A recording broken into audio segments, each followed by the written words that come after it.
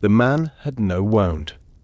That was the first thing the medical officer wrote down in the small ledger he kept on the table beside the lamp. And then he stopped writing, because the sentence already felt wrong. A man brought in on a stretcher at 3 a.m. in October of 1914, in a clearing station behind the British line near Ypres, was supposed to have a wound. That was the arrangement. The stretcher bearers carried, the medical officer examined, the ledger recorded. The man on the table that night had been carried for 2 miles through mud and intermittent shell fire, and when they set him down, he was shaking in a way the orderlies had not seen before, and there was nothing on him to explain it. The medical officer was 31 years old, and he had been in France for 6 weeks. Before the war, he had run a general practice in a village in Hampshire, where the most serious case he had handled in a year was a farmer kicked in the chest by a horse. He had volunteered in August, like many others, and had been sent forward without further training, because the army needed doctors faster than it could train them. He understood, by the 2nd week, that he was not going to be a surgeon, he was going to be a sorter. The wounded came in, and he decided who could be saved, who could be sent back, and who would be left in the corner until morning. The man on the table did not fit any of the 3 categories. The medical officer checked the body methodically, head, neck, chest, abdomen, limbs, and found nothing. No entry wound, no exit wound, no fracture, no fever. The pulse was rapid, but the skin was cold. The pupils responded to the lamp. The man could not speak. When the medical officer asked his name, the man's mouth moved, but no sound came. When the medical officer asked him to lift his right hand, the right hand did not move, and the left hand moved only slightly, and then the whole body began to shake again, in a long shudder that ran from the shoulders to the feet, and the man closed his eyes, and the shaking went on for almost a minute before it stopped. The medical officer returned to the ledger. He had to write something in the column marked diagnosis. He wrote a word in Latin that meant approximately weakness of the nerves. He looked at the word, he drew a line through it. He wrote another word, in English this time, that meant approximately exhaustion. He looked at it, he drew a line through it. He wrote a third word and then a fourth, and he drew a line through both of them. And when he had finished, the column held 4 crossed out attempts and no diagnosis. He left the line blank and moved on to the next entry, because there were 4 other men waiting, and one of them was bleeding from the leg, and bleeding was a thing he knew how to address. The unnamed man was given a blanket and placed in the corner of the tent, near the canvas wall, where the lamp did not reach. The medical officer worked through the rest of the night, and at dawn he wrote a report for the field hospital and recommended the man be sent further back, to a base hospital where someone with more time, and perhaps more knowledge, might decide what was wrong. He did not write the word he had been unable to find. He wrote instead that the patient presented with symptoms of unknown origin, and he sealed the envelope, and he handed it to the orderly with the morning convoy. The man was carried out at 6:30, and the medical officer did not see him again. The ledger entry, with its 4 crossed out words and its empty diagnosis column, remained on the table through the next shift and the next, and was eventually copied into the formal record of the clearing station, where a clerk in a different tent transcribed the 4 crossings out faithfully, including the blank line where the diagnosis should have been. Late the following evening, after a quieter day, the medical officer opened the ledger again. He found the page. He looked at the 4 words he had written and rejected. He looked at the empty line beneath them, and he sat with the lamp for a long time without writing anything. Outside the tent, the artillery was firing at something distant. The page stayed open. The line stayed empty. By the end of November, The medical officer at the clearing station near Ypres had seen 4 more men like the first one, and he had stopped trying to write a diagnosis in Latin. He left the column blank, or he wrote the phrase "symptoms of unknown origin" stark in a small, careful hand, and he sent them back to the base hospitals along the coast, to Boulogne, to Étaples, to Le Touquet, where the canvas wards were filling up with men who could not speak, or could not stop shaking, or could not remember the names of their own brothers. The orderlies at the base hospitals began to recognize them before the paperwork arrived. They walked differently. They sat differently. They looked at the wall in a way that was not quite looking. It was not only the British. In a French aid post near Verdun, a regimental surgeon named Lepin had been keeping his own list since October, in a notebook he carried in his coat pocket. By the first week of December, the list held 19 names, and he had begun to add, beside each name, a short physical description of the symptom, because he had noticed that the symptoms were not identical. Some men trembled in the hands only. Some trembled in the legs. Some walked backwards when frightened, in a slow, deliberate retreat, as though something was approaching them that no one else could see. One man, a corporal from a village near Reims, had lost his sight without any injury to the eyes. His pupils still responded to the lamp, but he could not see the lamp, and he could not see Lepine, and he could not see the wall of the dugout, and he wept for 3 days before he was sent back to Paris. Lepine wrote, in the notebook, that the problem was peu du nerf, non de l'âme, chauffe, of the nerve, not of the soul. He underlined the phrase twice, as though to make the distinction permanent. The distinction did not hold. It could not hold, because the men did not divide that way. The body and the soul were not separate filing systems, and the symptoms moved between them without permission. A man whose hands trembled in November would, in January, stop speaking altogether. A man who could not see in December would, in February, recover his sight, but lose the use of his right leg, and the leg would not be paralyzed in any way that an anatomist could explain. The nerves were intact, the muscles were intact, but the leg would not move. The doctors began to suspect that whatever was happening to these men was happening somewhere they could not reach with their instruments, and this suspicion, which they did not yet write down, was the first thing they had in common across the British and French and Belgian and, later, the German lines. The early theories were physical, because physical was what the doctors knew. The dominant theory, advanced in journals and discussed in field hospitals on both sides of the front, was that the high-explosive shells of this new kind of war were producing micro-concussions in the brain, invisible bruises, too small to find on examination, that disrupted the nerves without leaving any trace a surgeon could open and inspect. A British neurologist named Frederick Mott, working in London, was already collecting brain tissue from soldiers who had died of other causes after exhibiting these symptoms, and he was looking, under the microscope, for the small lesions he expected to find. He found some, in some cases.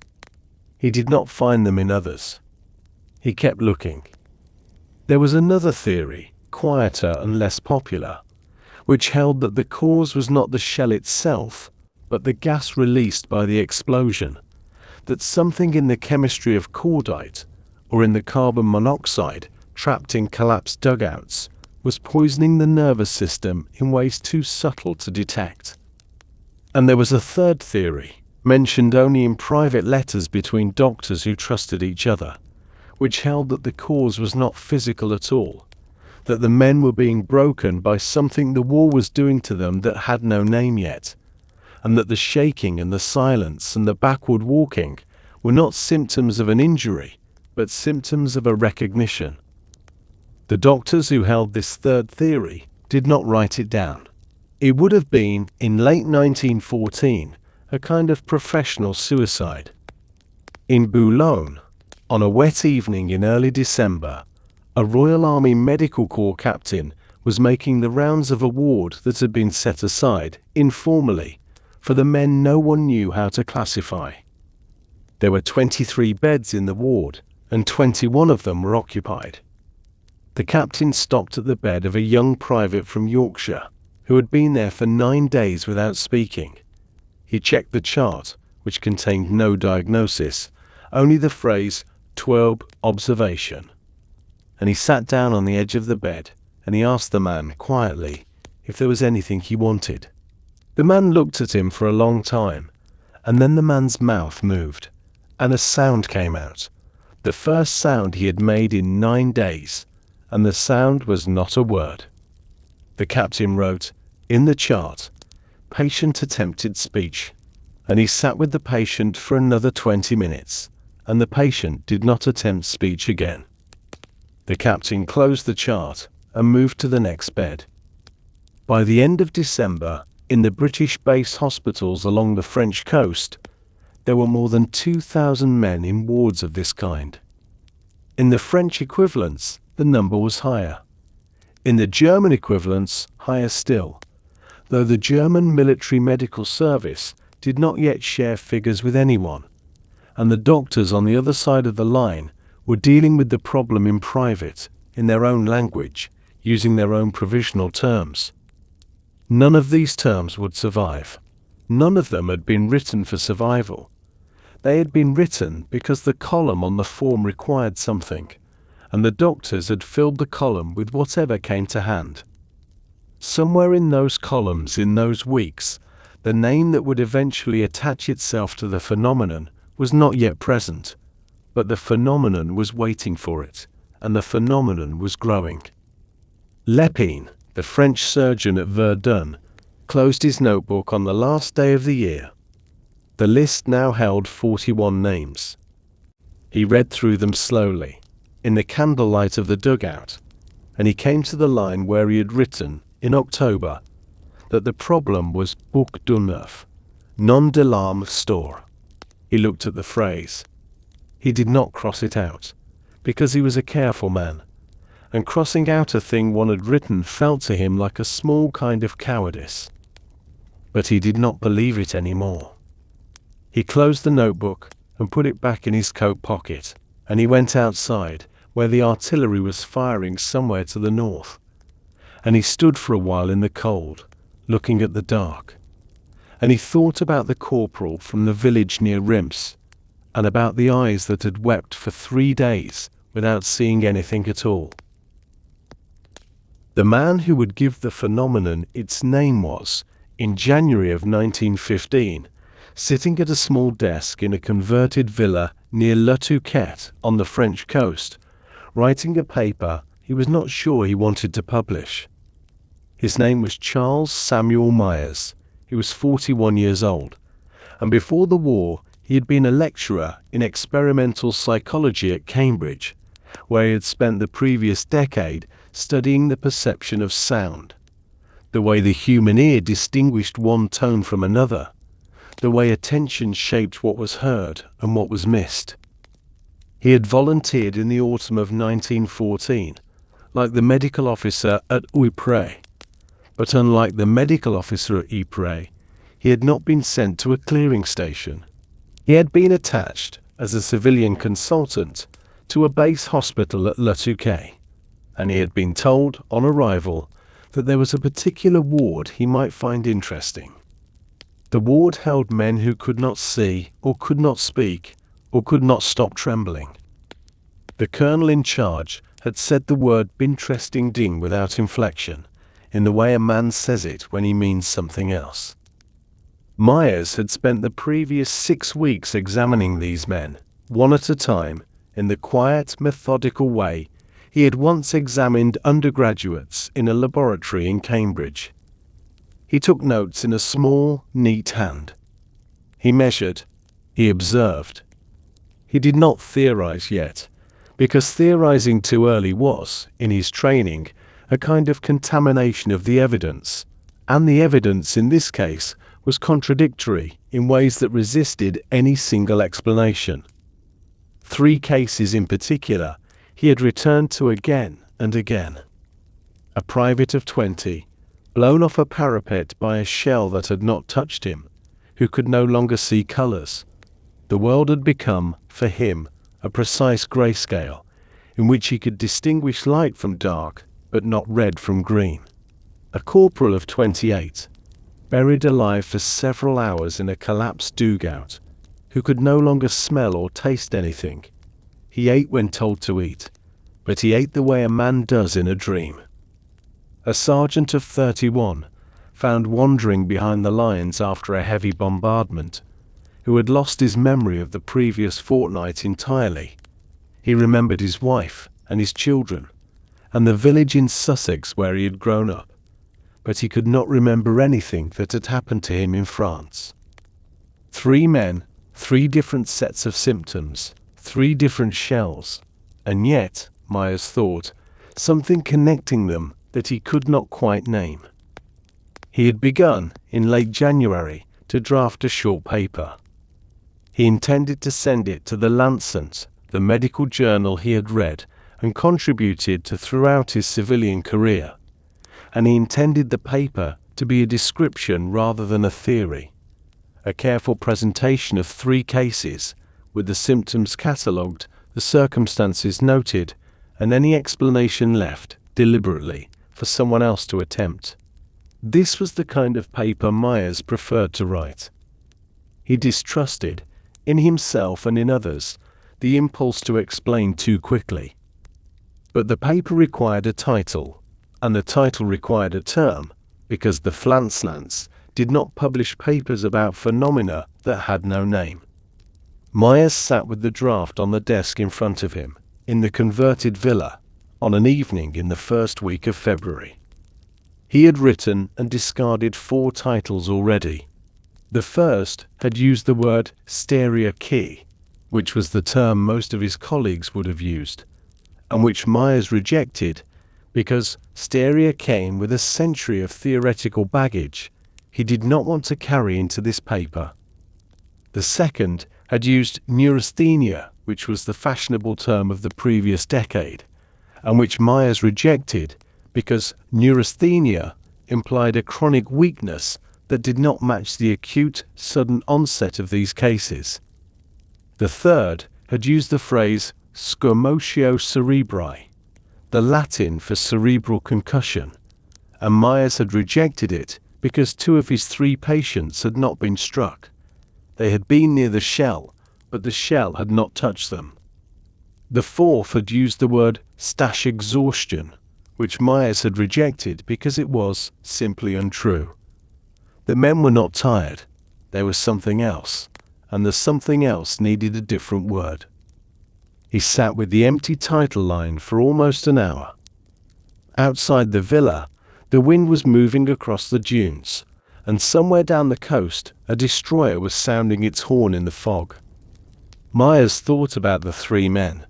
He thought about the colonel's word, interesting call. He thought about the way the private of 20 had described, when asked, the moment of the explosion, not the noise, which the private could not remember, but the silence that had come immediately after, in which the private had understood, without being told, that something inside him had broken in a place he could not locate.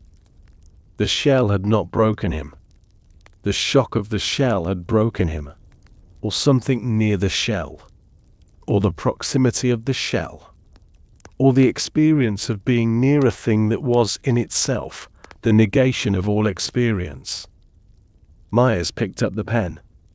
He wrote 2 words slowly in the empty title line, and he put them between quotation marks, because he did not believe in them as a term, not yet, and the quotation marks were a small admission of provisionality, a way of saying that the words were borrowed from somewhere, were standing in for something else, were not yet permanent.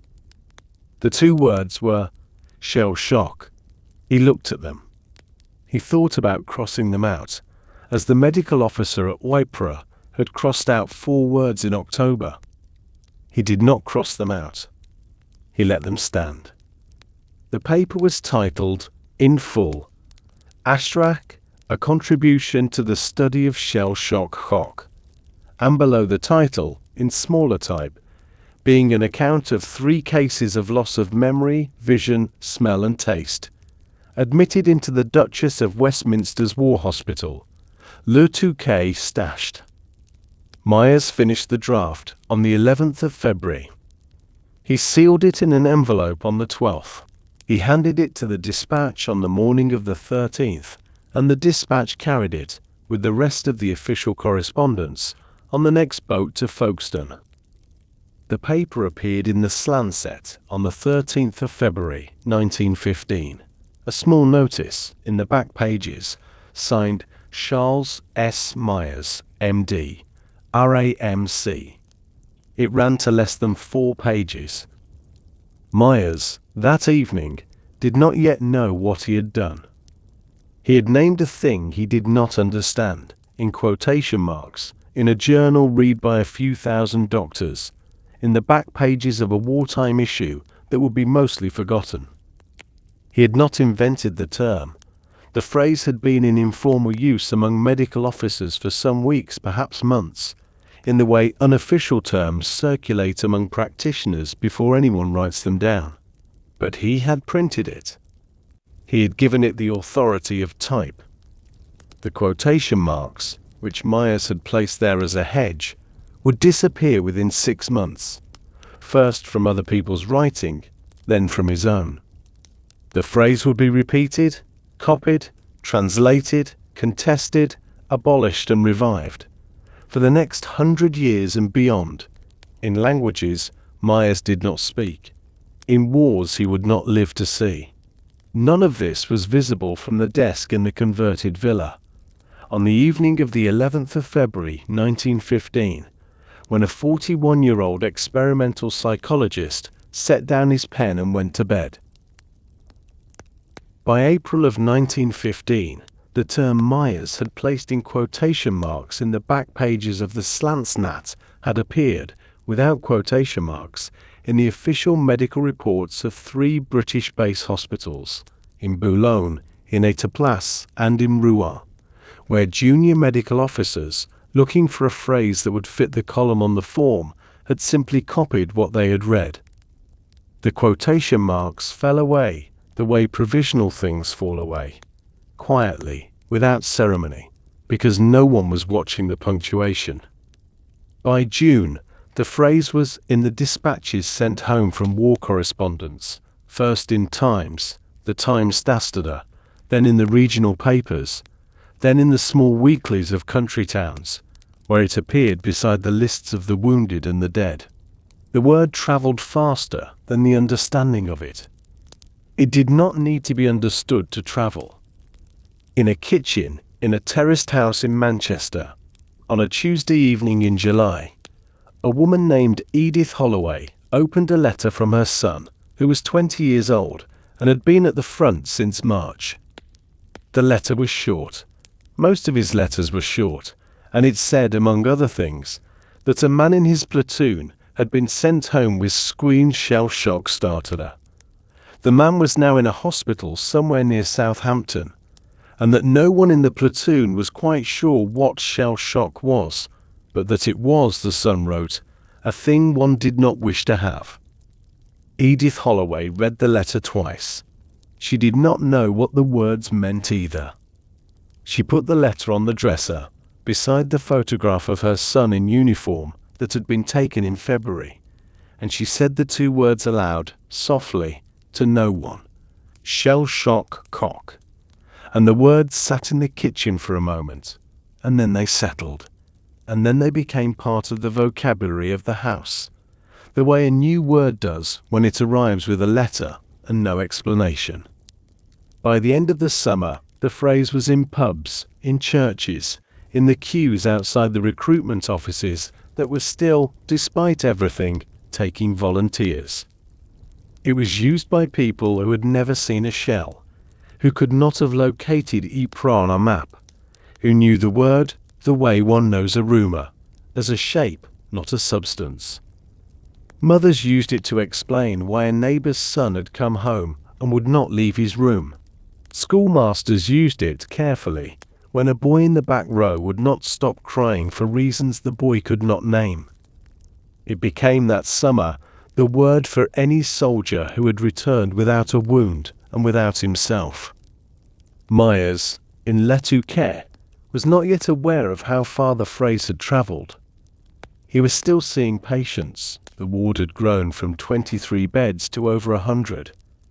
And he was beginning to suspect, in private, that the term he had borrowed in February was already insufficient, that it described a cause the cases did not always share.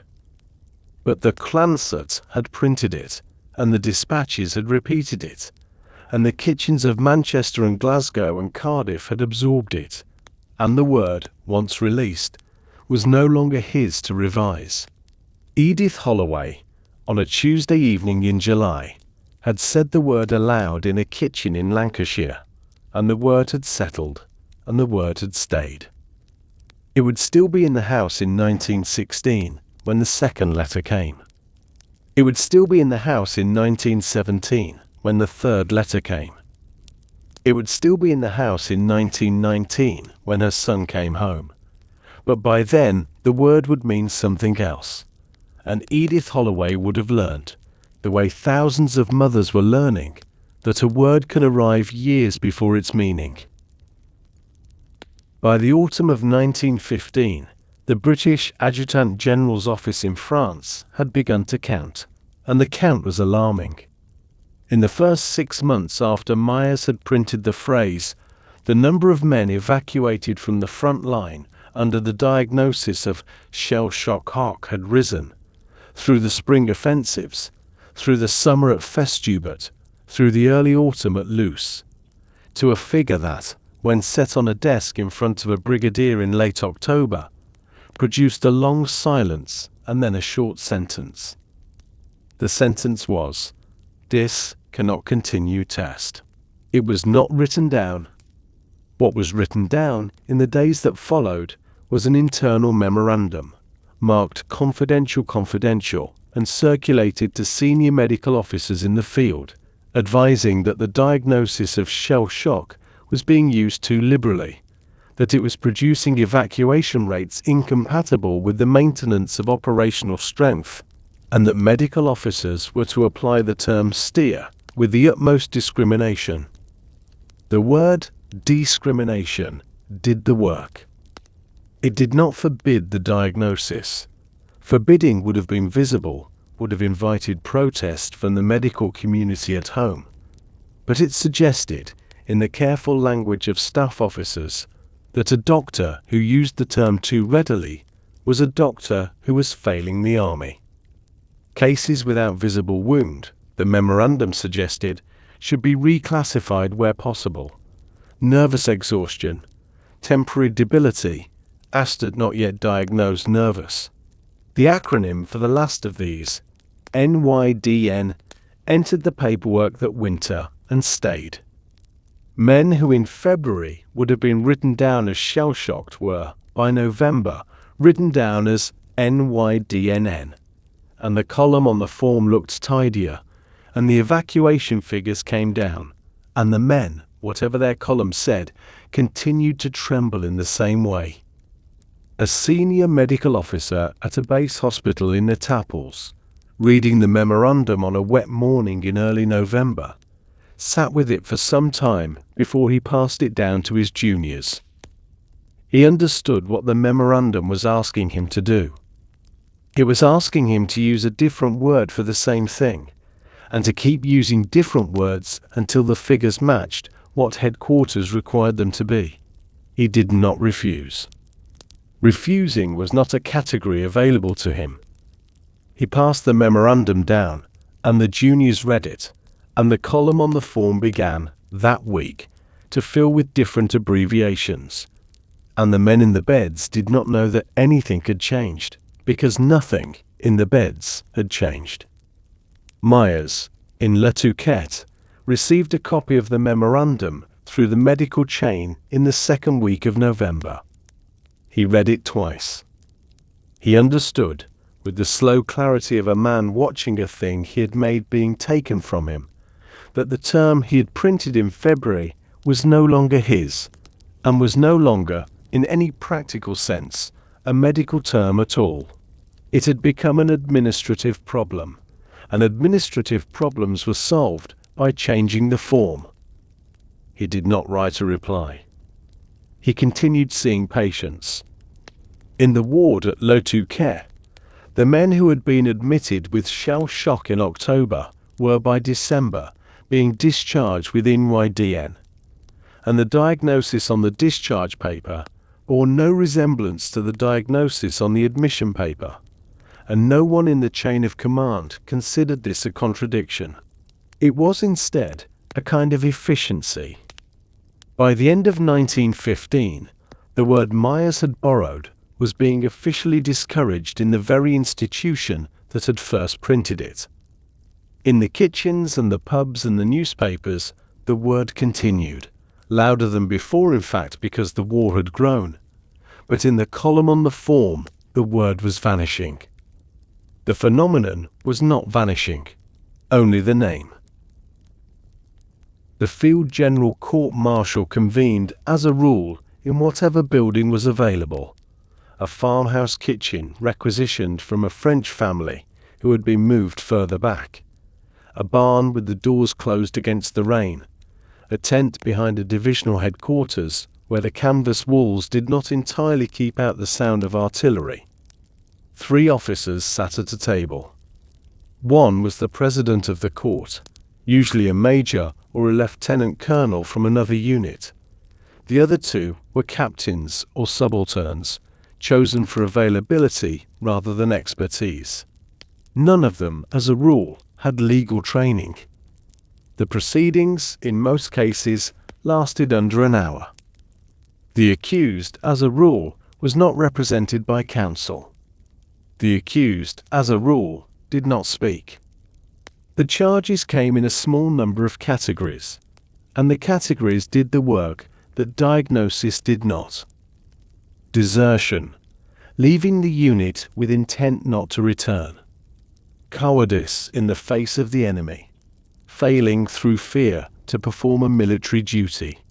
Disobedience of a lawful command, refusing when ordered to advance or to hold position or to return to the line. Sleeping at post, asked. Casting away arms, asked. Quitting post without leave. The categories were old. They predated the war, predated the shell, predated the phrase Myers had printed in February of 1915. The categories did not contain a column for men whose hands would not stop shaking, or who had walked backwards from the line in a state they could not afterwards describe, or who had been found in the morning sitting in a shell hole some distance behind their company, unable to say how they had come to be there. Such men were fitted by the court into the categories that existed. The fitting was not always comfortable. The fitting was the procedure. In a barn behind the lines, on a grey afternoon in the spring of 1916, a private of the West Yorkshire Regiment stood before 3 officers who had not slept well and would not sleep well that night either. The private was 23 years old. He had been at the front for 14 months. The charge was cowardice in the face of the enemy. The evidence, presented in under 20 minutes by a captain who had not witnessed the events but had read the report, was that the private, during an attack on a German trench at first light on the previous Tuesday, had failed to leave the parapet when the whistle blew, had remained crouched against the trench wall through the entire assault, and had been found, 2 hours later, in the same position, unable to answer his sergeant's questions, with his rifle on the duckboards beside him and his hands held against his face. The captain did not use the phrase shell shock. The phrase was not in his vocabulary, in this room, on this afternoon. The captain used the phrase failed in his duty through cowardice, which was the phrase the form required. The private was asked if he wished to say anything in his defense. The private looked at the table. The private's hands were resting on the wood palms down, and the three officers could see, from where they sat, that the hands were shaking, a slow, continuous tremor that the private did not appear to notice, or did not appear able to stop. The president of the court asked the question a second time. The private's mouth moved. No sound came. The president waited for some seconds, and then he wrote, in the column on the form, "Me accused declined to offer a defense," and the proceedings moved on. No medical officer had been called. The court did not require one. The categories did not require one. The verdict was returned within 10 minutes of the conclusion of the evidence. Guilty. The sentence, passed by the same three officers and confirmed, in due course, by the brigade commander and the divisional commander, and ultimately by the commander-in-chief in France, was death by shooting Kirk. The form on the table that afternoon contained, at the top, the name of the accused, the name of his regiment, and the date. In the body, the charge and the evidence. At the bottom, the verdict and the sentence. Nowhere on the form did the phrase "shell shock" or cap. Nowhere on the form did the word "Shep Bringling" appear. The hands of the accused, which had rested on the wood of the table in a state that any medical officer in any base hospital on the coast would have recognized, were not part of the record. The form did not have a column for hands. The private was returned to the guardroom, which had been a small farmhouse storeroom, and the door was closed, and a sentry was posted. The three officers gathered their papers. The president of the court signed the form, and the captain who had presented the evidence took the form and placed it in a leather satchel, and the satchel was carried, that evening, to divisional headquarters, where it joined a small stack of similar forms from similar proceedings in similar buildings along the front. The phrase "shell shock," which had spread in 5 months from a back-page article in the Flanslants to the kitchens of Manchester and the front pages of Nachnaster, did not exist in this stack. The stack contained, instead, cowardice, desertion, disobedience nastas, and the names. The names were always present. The names were the column the form took most seriously. The execution was scheduled for first light on the Thursday, which meant 5:40 in the morning at that time of year, on a piece of ground behind a farm that had been requisitioned for the purpose, a patch of yard between the barn and a low brick wall that had once held back a vegetable garden. The firing party was 12 men, drawn from the condemned man's own battalion, which was the rule. They had been selected the previous evening by a sergeant who did not enjoy the selecting. None of them knew the private well. This too was the rule. The rule did not always hold, but on this Thursday it did. The private had been visited the night before by a chaplain, who had brought a small Bible and a half-bottle of rum, and who had sat with him for almost an hour in the storeroom that served as a guardroom. The private did not speak during the visit. The chaplain spoke gently, about the village in Yorkshire where the private had been born, about the mother who would be informed by telegram, about the God whom the chaplain believed was watching, and the chaplain held the private's hand at one point and felt the hand still trembling. In the same slow, continuous way it had trembled on the table at the court-martial, and the chaplain understood, without using the phrase, what he was holding. He did not use the phrase. He had been given to understand that the phrase was not helpful in this room. At 20 minutes past 5, the private was led from the storeroom into the yard. He could walk. An officer who attended such proceedings later wrote, in a letter that would not be published in his lifetime, that the private could walk, but only in the way a man walks when something else is moving his legs for him. He was tied to a wooden post that had been driven into the ground beside the brick wall. A medical officer, who was present because a medical officer was required to be present, pinned a small square of white cloth over the private's heart to give the firing party a target. The medical officer did not look at the private's face while he pinned the cloth. This was, he had learnt, easier. A cloth bag was placed over the private's head. The firing party stood at a distance of 10 paces. Their rifles had been loaded the previous night by the sergeant, in a small ritual that was practiced in every army on every front in this war. One rifle, by tradition, was loaded with a blank cartridge, so that each man in the firing party could believe, afterwards, that his might have been the rifle that did not fire a bullet. The men knew the tradition. They also knew, most of them, that they could tell the difference by the recoil. The tradition existed anyway. It existed because somebody had decided, at some point, that men needed something to hold afterwards, and a small uncertainty about which rifle had been theirs was the thing that had been provided. The order was given quietly. The volley was not loud, in the way that a single volley fired at close range in open air is never as loud as the men firing expect it to be. The private went still against the post. The medical officer stepped forward to confirm what required confirming.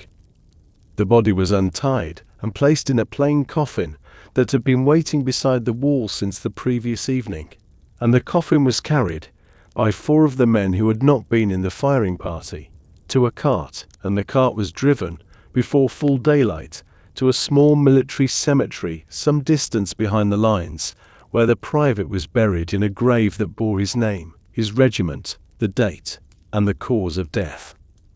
The cause of death, on the form that accompanied the body, was Bush shot at dawn, sentence of the court. The form did not contain a medical column. The form did not require one. By the time the war ended, more than 300 British soldiers would be executed by their own army for cowardice, desertion, and related offences. The exact figure would be disputed for decades, in the way exact figures of this kind always are. Of those men, an unknown number, historians would later estimate the majority, had presented, in the hours or days before their offence, with symptoms that any base hospital on the coast would have classified, in 1915 or in 1917, as shell shock. The estimate could only ever be retrospective. The records, written at the time, contained the categories the courts had used. The categories the courts had used did not contain the phrase. The phrase had been spreading, through that same period, in the kitchens and the pubs and the newspapers. But the phrase had not been able to enter the room with the table and the 3 officers, and the phrase had not been able to enter the yard with the post and the brick wall. The phrase had been kept outside. The sun came up at 6:14 that morning. The yard was empty by then. The post was still in the ground. It would be used again, in that yard, 3 more times before the autumn. Craiglockhart had been built in 1880 as a hydropathic hotel, a place where the well-off citizens of Edinburgh came to take cold baths and drink mineral water and walk in the gardens for their nerves, which in the language of the previous century had meant something quite different. By April of 1917, the cold baths had been drained, the gardens had grown unruly, and the building had been requisitioned by the War Office and reopened as a military hospital for officers suffering from what the discharge papers by then were calling neurasthenia, the term having been adjusted, in official documents, to avoid the word that had been spreading through the kitchens of England for 2 years. The men in the building, however, called the condition by its older name, in private, among themselves. The walls of Craiglockhart, that spring, contained a vocabulary the corridors of headquarters did not. The medical officer in charge of the 2nd floor was an army captain in his early 50s, a Cambridge anthropologist named William Holmes Rivers, who had spent the previous 20 years studying the kinship systems of small communities in the Torres Strait and the southern slopes of the Nilgiris in India, and who had been brought into the Royal Army Medical Corps because the Army did not, in 1915, know what else to do with men of his peculiar training.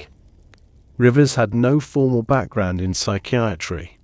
He had read Freud carefully, with the skepticism of a Cambridge empiricist, and he had decided in the first months at Craiglockhart that whatever was happening to the men in his ward was not going to be addressed by electricity or by isolation or by the regime of moral discipline that was being practiced in certain other hospitals. Rivers's method, which he developed slowly and described carefully in his case notes, was conversation. He sat with each patient for an hour, twice a week, sometimes more. He asked questions. He listened. He encouraged the men to speak about what they had seen, rather than to suppress it, which was, in the medical orthodoxy of the time, an inversion of the prevailing advice, and was regarded by some of Rivers's colleagues as either eccentric or actively harmful. The patients of Craiglockhart that summer included an unusual concentration of writers. The hospital, by accident of class and admission policy, received officers, and the British Officer Corps of 1917 contained a disproportionate number of men who had been educated to write, who carried notebooks, who wrote letters of unusual length to wives and mothers and friends at home. Some of them, in Rivers's ward, began to write things that were not letters.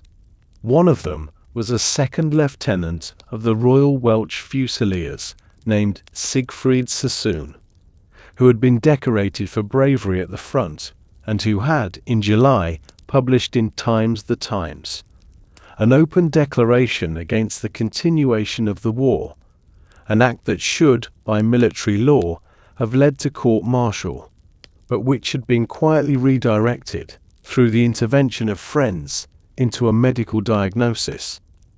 Sassoon was not shell-shocked. Sassoon and Rivers both knew this. Sassoon had been sent to Craiglockhart because the alternative was prison, and Rivers had accepted him because the alternative was prison, and the two of them met twice a week in Rivers's office and discussed, over cups of tea that grew cold during the longer silences, the philosophical and military and personal questions of a war that neither of them, by that summer, believed in for the reasons the country still believed in it for. Another patient, admitted in August, was a younger lieutenant who had been at Reaper and who had begun, since arriving at the hospital, to write poems in a small notebook that he showed to no one for several weeks. His name was Wilfred Owen. He was 24 years old. He met Sassoon in the dining room one evening in mid-August, and Sassoon read a few of the poems, and the conversation that followed, about how a poem should be made of, what a poem should be made of, and whether the war could be written about at all, would alter the trajectory of both men's writing in ways that neither of them could yet see. Rivers, on the floor above, did not know about this meeting yet.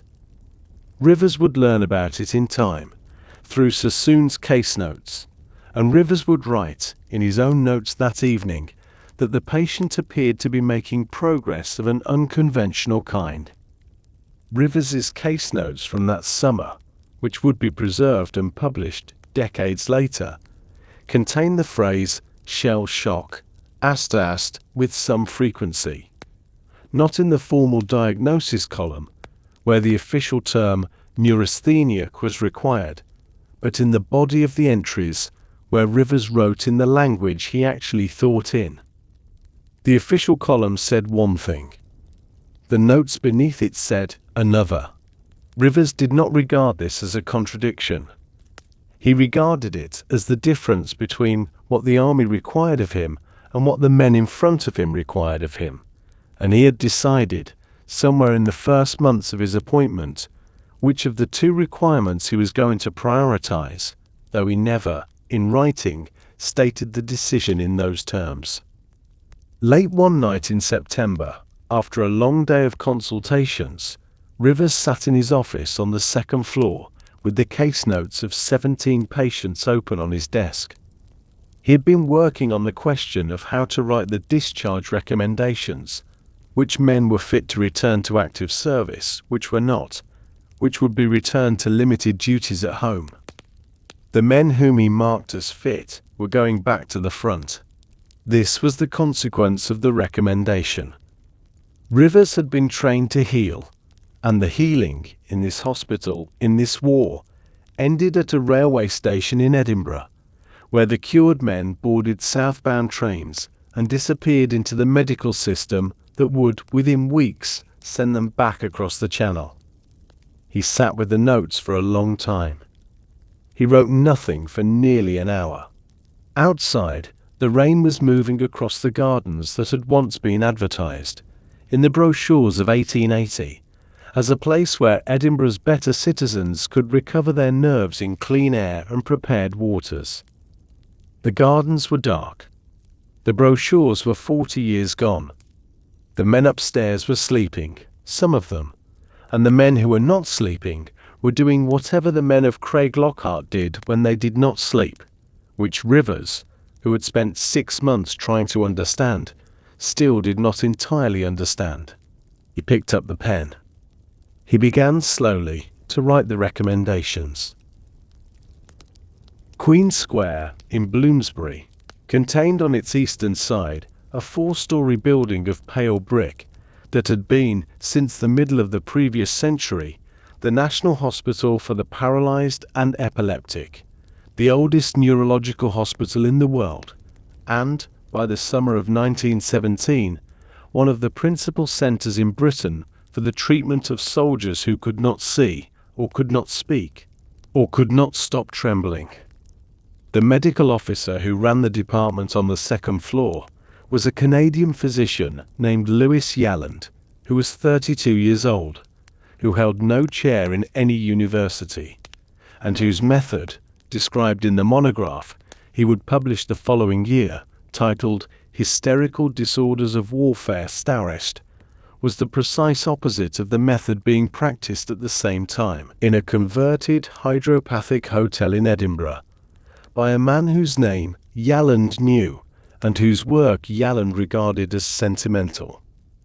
Yalland's instrument of treatment was a Faradic battery, a small electrical device, common in the medical equipment of the period, capable of delivering a localized current of adjustable intensity to whichever part of the body the physician chose to apply the electrodes to. For a soldier who could not speak, the electrodes were applied to the back of the throat. For a soldier whose leg would not move, the electrodes were applied to the leg. For a soldier whose hand was held in a permanent rigid curl, the electrodes were applied to the hand. The treatment continued, in sessions that could last several hours, until the symptom was no longer present. Yalland did not regard the procedure as cruel. He regarded it as efficient.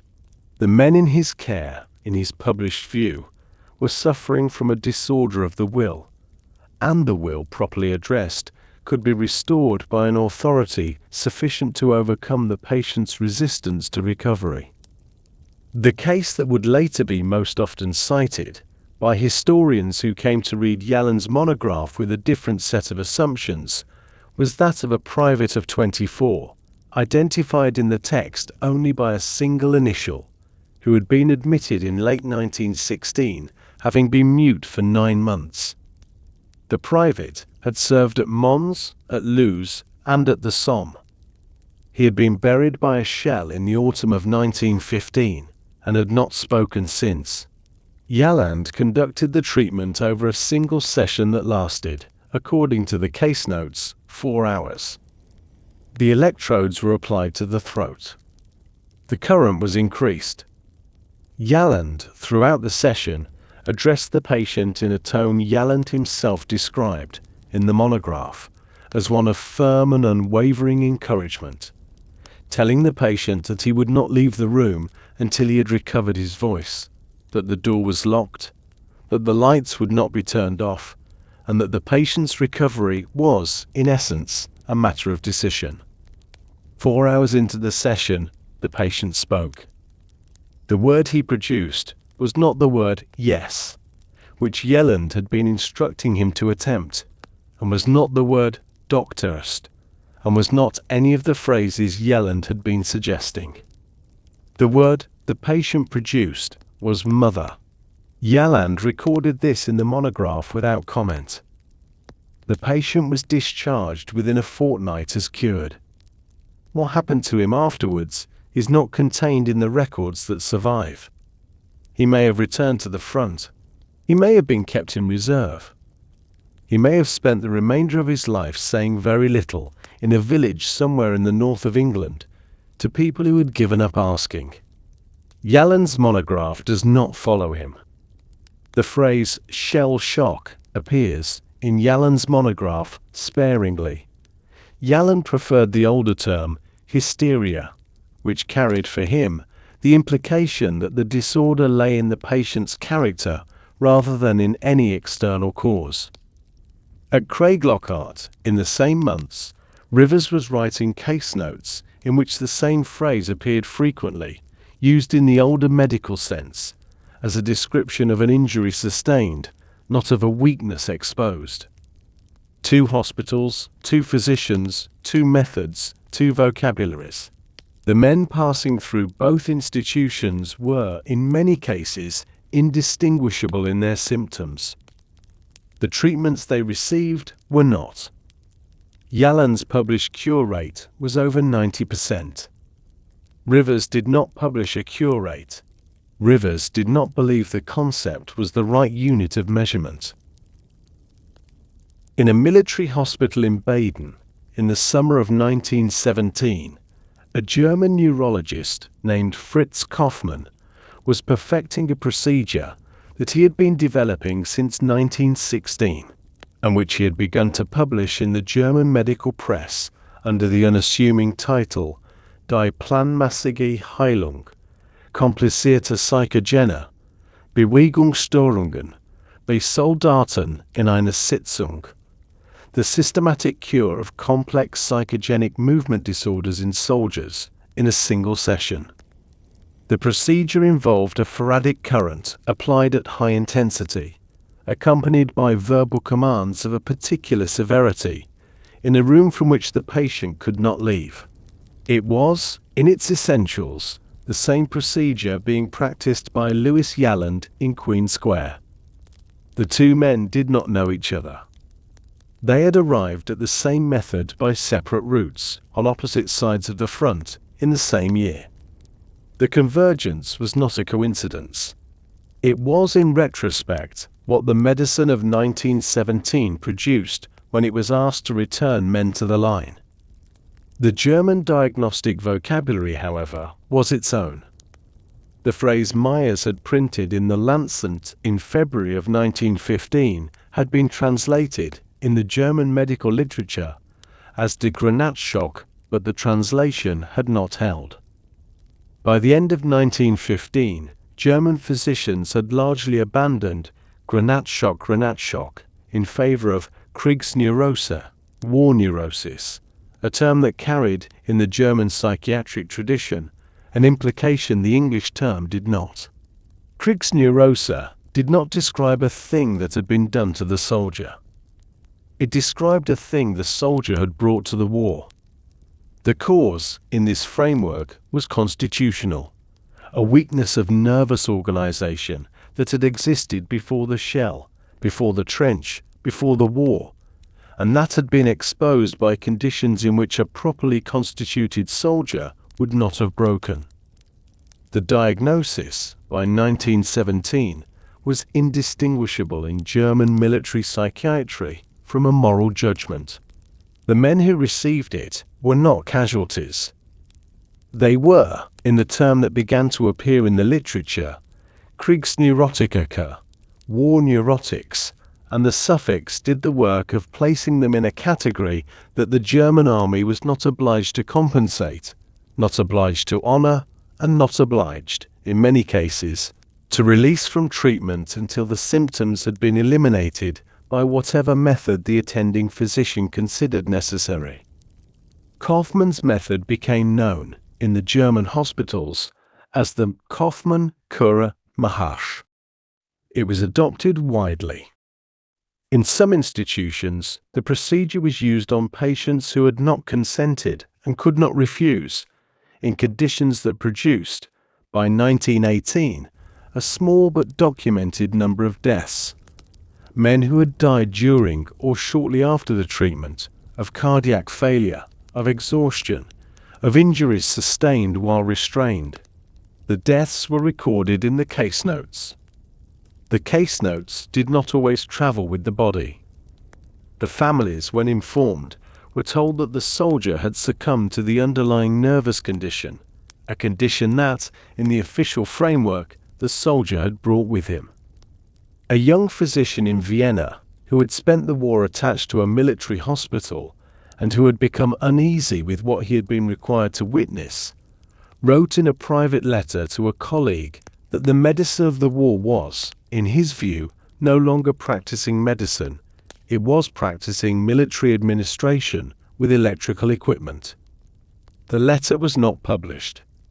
The colleague kept it. It would surface in an archive many decades later. The physician's name by then would be largely forgotten. But the question he had raised in the letter about what medicine was for in a war that required men to be returned to the source of their injury would remain. By the end of 1917, the German military psychiatric establishment had produced, in a series of internal manuals and published papers, a framework in which the phenomenon Myers had named in February of 1915 had been redescribed, reclassified, and reattributed to the patient rather than to the shell, to the character rather than to the war, to a pre-existing weakness rather than to a present injury. The phrase shell shock did not appear in these manuals. It had no equivalent that the manuals were willing to use. What had been written down in those manuals would remain in the official German psychiatric literature in modified forms for the next 28 years, and would shape, in ways that would only be fully understood much later, what happened to a great many men in a great many institutions across Central Europe between 1918 and 1945. If this story has carried you this far, through the clearing stations, through the kitchens, through the courts and the wards and the rooms with the locked doors, helping the archive continue is a small gesture, but it weighs something. A quiet like, a subscription, a comment left where the story stayed with you. Nothing more than that. Nothing less. And now we return to the wards. The bells are about to ring across Europe. At 11 o'clock on the morning of the 11th of November, 1918, the guns along the Western Front stopped firing, first in one sector, then in another, in a wave that moved across the line over the course of several minutes, as the order reached the batteries through the field telephone network. The men in the forward trenches stood up, slowly, in the way that men do when they have been listening for a sound, and the sound is no longer there. In the towns behind the lines, the bells began. In Paris, in London, in Edinburgh, in Manchester, the bells went on for most of the afternoon. In Berlin, where the news had arrived 2 days earlier, and the abdication of the Kaiser had already been announced, the bells were quieter, but they were also present. The war, in the sense in which the newspapers had been describing it for 4 years, was over. The war, in the sense in which it would continue to be carried inside several million human beings for the rest of their lives, was not. In the second-floor ward at Craiglockhart that morning, the bells of Edinburgh were audible through the windows. Rivers was in his office.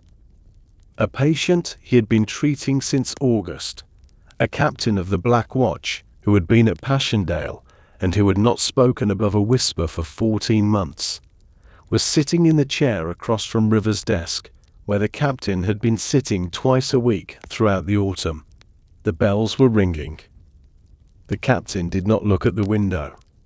He did not appear to register that the bells were ringing.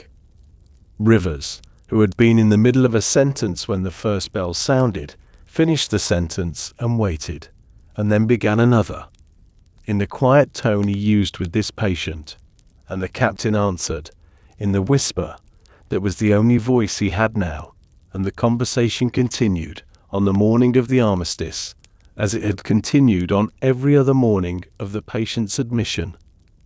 In Queen Square, in London, Yalland was conducting a session with a soldier whose right arm had been held in a rigid, flexed position since 1916. The session had begun at 9. The bells of central London began at 11. Yalland did not stop the procedure. The procedure was, at that moment, near its conclusion. The arm had begun to extend under the current, and Yalland was, in the language of his monograph, encouraging the patient through the final phase of the cure. The cure was completed at 20 past 11. The patient was discharged within 10 days. The arm, according to the case notes, remained extended. What the patient remembered afterwards of the morning of the 11th of November, the case notes do not record. In a base hospital in Étampes, the senior medical officer who had read the utmost discrimination memorandum on a wet morning in November of 1915 was, 3 years later to the day, walking through a ward of 70 beds, 68 of which were occupied. The bells of the local church were audible from the ward. None of the men in the beds stood up. One of them, who had been admitted in September, turned his head toward the window and then turned it back. The senior medical officer continued his round. He had, by his own private estimate, somewhere between 4,000 and 5,000 men in the hospitals along this stretch of coast, whose cases would not be resolved by the cessation of fighting. The cessation of fighting was, in his view, a development that affected the war, but did not affect the wards. The wards had their own war, which had been running on a different schedule, and which was not, that morning, finished. By the end of the day, in tens of thousands of homes across Britain and France and Germany and Italy and Russia and the United States, telegrams were arriving that confirmed the safety of men who had been at the front the previous week. In a smaller number of homes, telegrams were arriving that confirmed deaths from the final hours, the final morning, the final minutes. Men killed between 10 and 11 on the 11th of November, in fighting that had continued because the orders to stop had not yet reached every section of every line.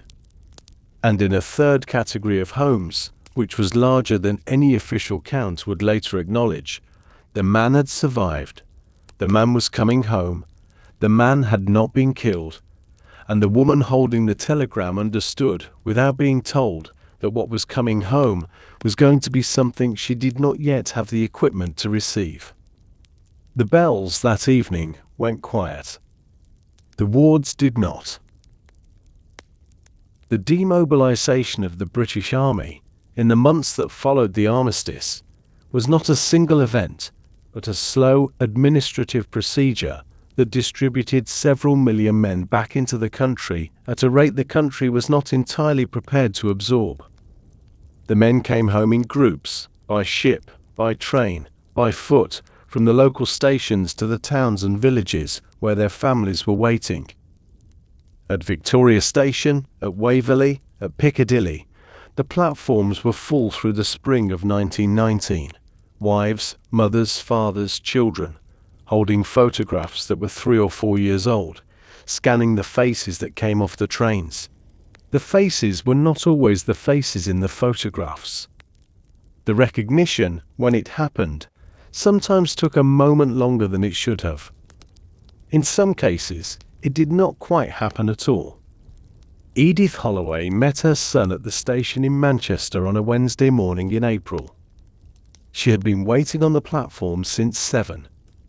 She had brought a photograph in her handbag, taken in February of 1915, which she had not needed to bring, but had brought anyway. The train arrived at 9:10. Her son got down from the third carriage.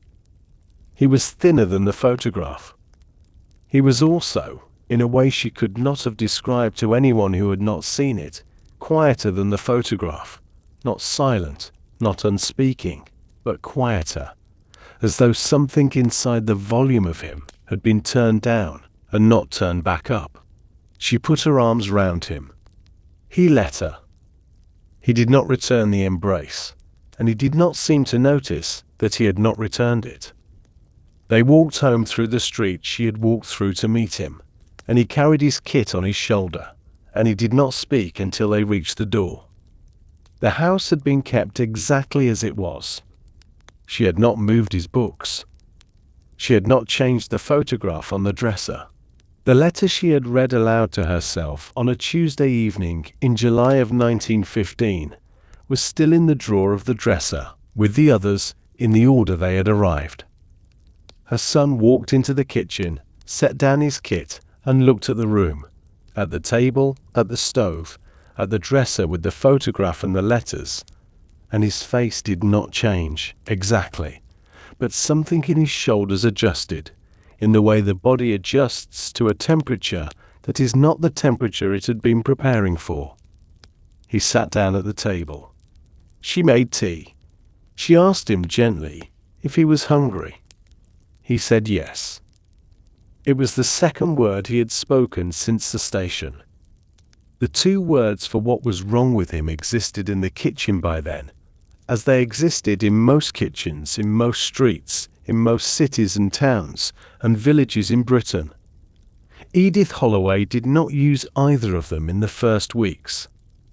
She watched her son, and she fed her son, and she did not ask him questions about France that he had not invited, and she noted, without commenting on it, that he slept with the light on, that he did not like loud noises in the street, that he sometimes sat at the table after a meal for an hour without moving, looking at a spot on the wall that contained nothing she could identify.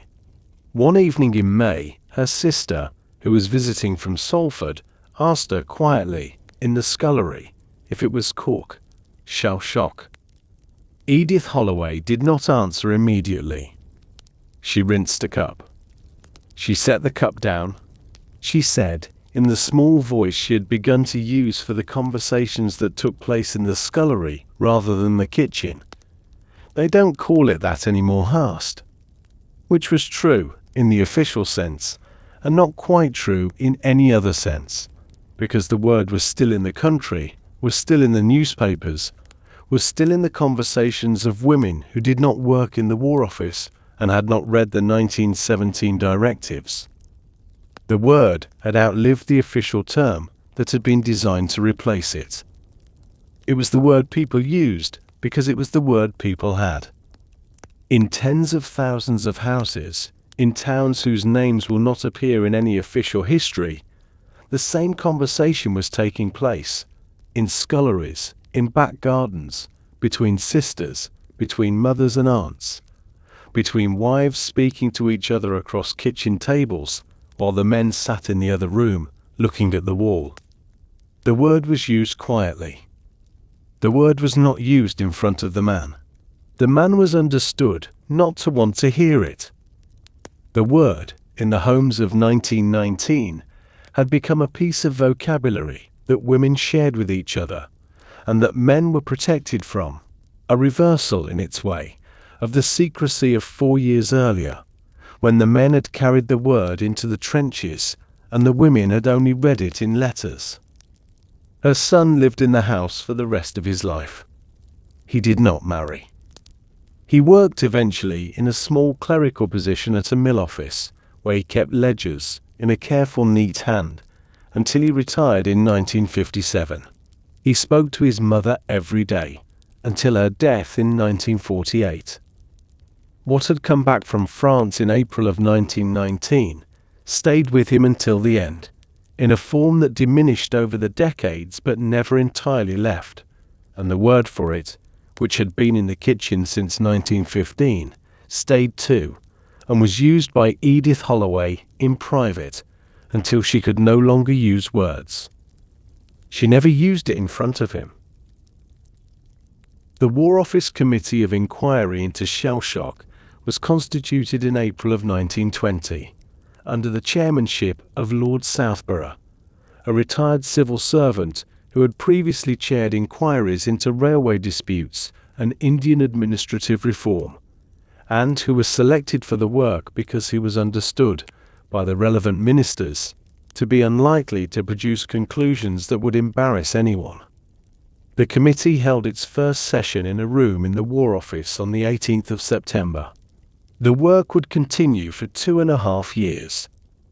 The final report would run to nearly 200 pages, with appendices that doubled its length, and it would be presented to Parliament in August of 1922, by which time the war had been over for 3 years and 10 months, and a great many of the men whose condition the committee had been asked to investigate had already settled, in the ways available to them, into the rest of their lives. The committee took evidence from 59 witnesses. The witnesses included Charles Myers, by then returned to Cambridge, by then publishing a memoir of his wartime work that would express, with characteristic restraint, his disagreement with how the army had handled the diagnosis he had once named. The witnesses included W.H.R. Rivers, who had died in June of 1922, before the report appeared, of complications from an intestinal operation at the age of 57 in a London hospital. His evidence had been given in 1921. The witnesses included Lewis Yalland, who described his methods with the same confidence he had described them in the monograph of 1918, and whose testimony the committee recorded without comment. The witnesses included generals, brigadiers, regimental medical officers, base hospital administrators, chaplains, and a small number of former patients, though the former patients, as a category, were the smallest group represented and were heard, where they were heard briefly.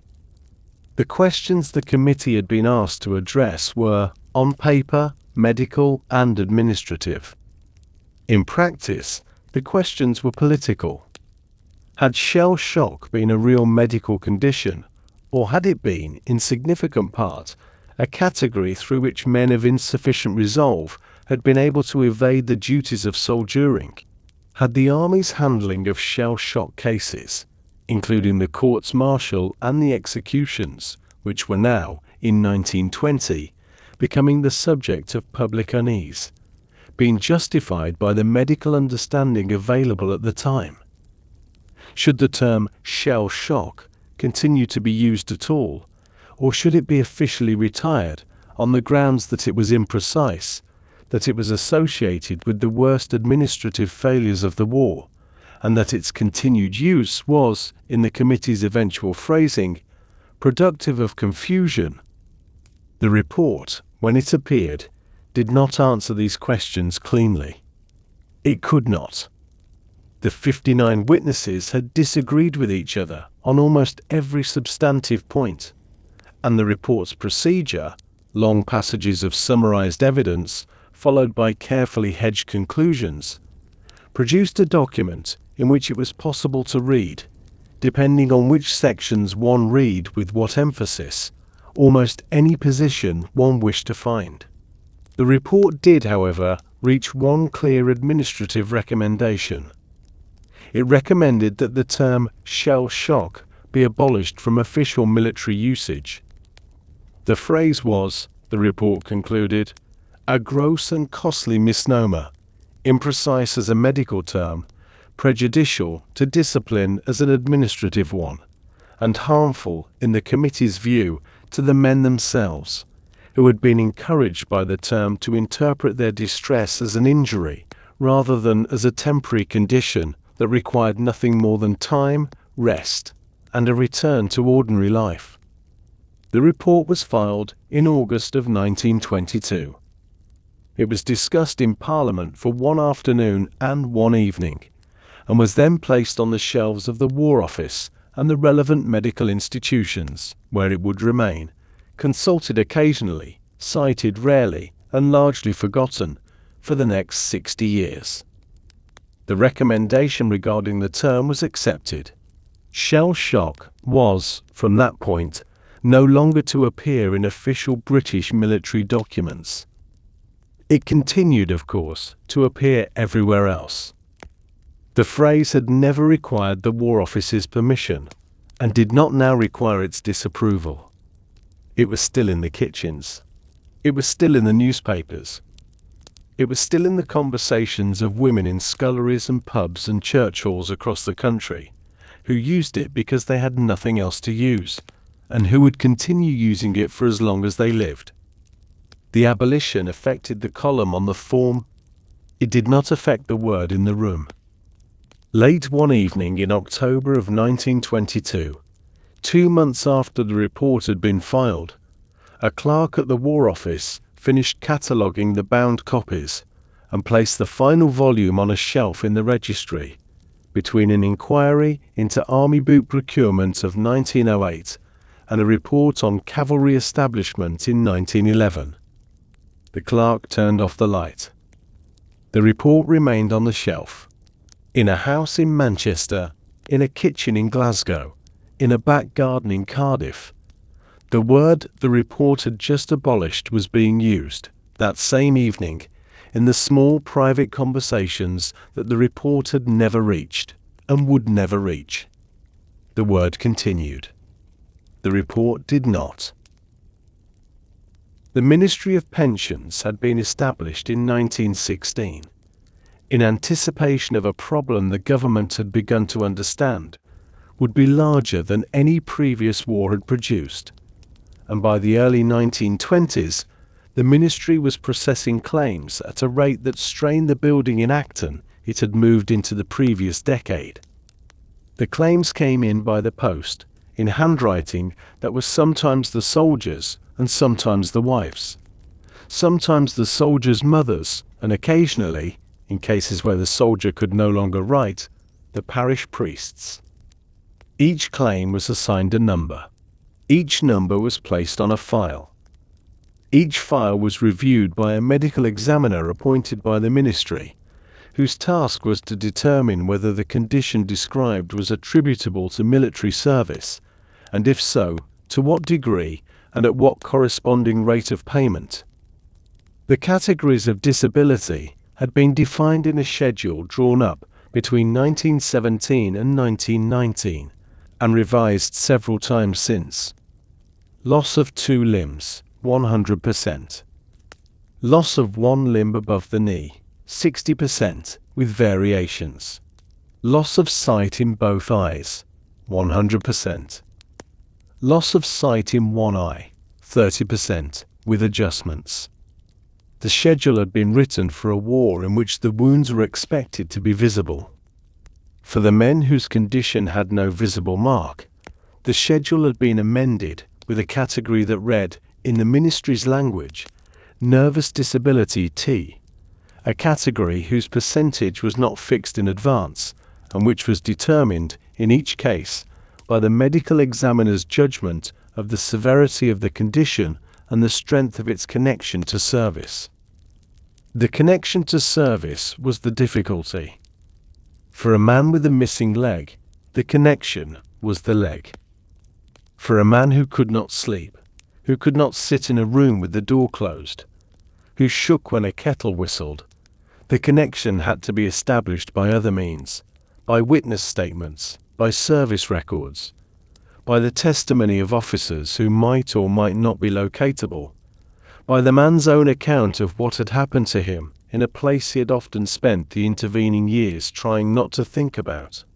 The Ministry of Pensions, by 1923, had developed a set of administrative procedures for these cases that were, in the language of internal memoranda, protective of the public purse starched. The procedures were not cruel, in the sense that no one in the ministry was setting out to cause harm. The procedures were procedures.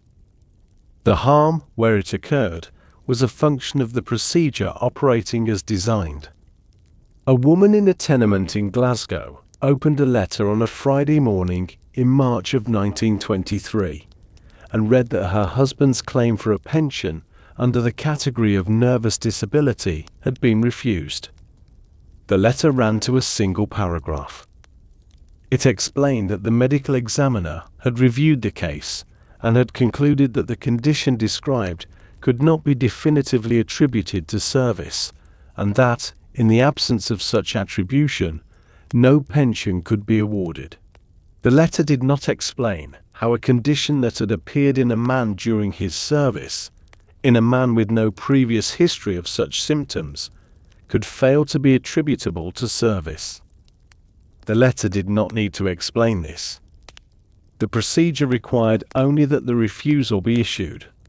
The explanation, in the procedure's design, was the refusal itself. Her husband was in the back room. He had been there since breakfast. He had stopped working in 1921. He had not been able to keep a job for more than 3 weeks at a time, and after the third dismissal, his wife had stopped suggesting he try again. She folded the letter.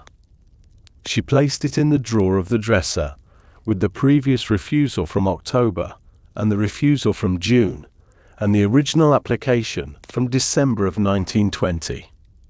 She went into the back room. She did not tell him about the letter.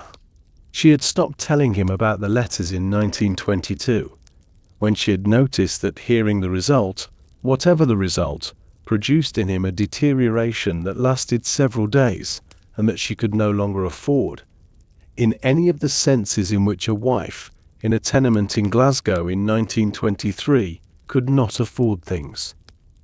The refusal rate for claims under the category of nervous disability was never officially published.